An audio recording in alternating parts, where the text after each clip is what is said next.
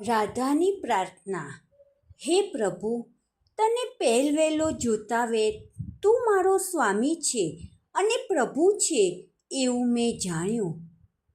હે પ્રભુ, તું મારા નૈવેદ્યનો સ્વીકાર કર.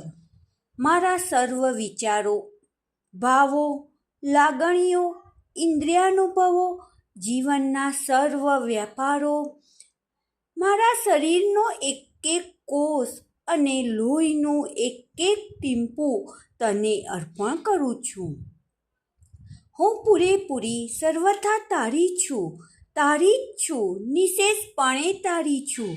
તું મારા માટે જેવી ઈચ્છા કરીશ તેવી હું બનીશ.